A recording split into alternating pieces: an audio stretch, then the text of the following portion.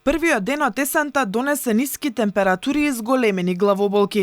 Граѓаните пред најтешката зима која ја најавуваат и властите во големи проблеми како ќе ги поминат најстудените денови кои предстојат, а најмногу ги загрижуваат енормно високите сметки за струја и парно, а не се ефтини ниту дрвата и пелетите.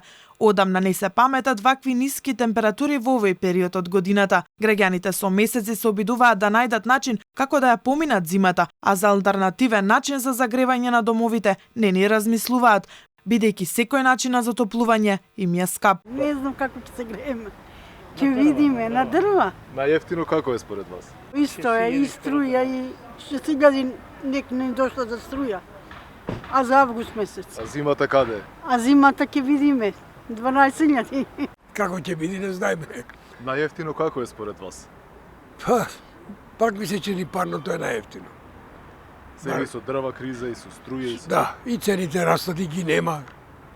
Па ќе видиме. Нема алтернатива на ефтина, освен ако немаш добра изолација на зградата, на станот, нема друга алтернатива, све е скапо. Вие како ќе се греете?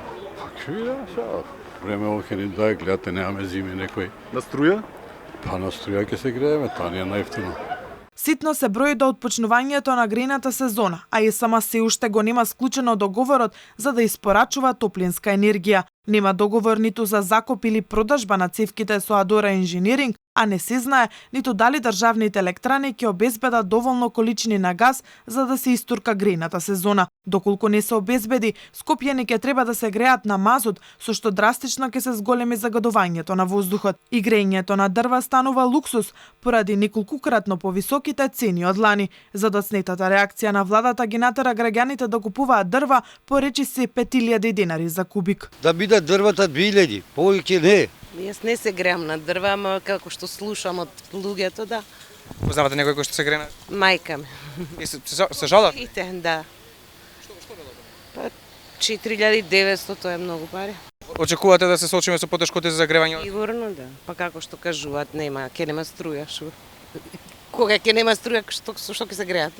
И цената на пелетите од 180 колку што чинеше минатата грејна сезона сега е покачена и чина 350 денари, што е зголемување за 100%. Дека зимата ќе биде тешка, аларм стигна и од директорите на училиштата, кои велат дека не ќе може да се справат со високите сметки за струја, а блок дотациите за образованието кои ги добиваат од општините ни оддалеку не се доволни. Веќе се зборува за алтернативни опции за продолжување на зимскиот распуст за учениците или пак часовите да бидат онлайн.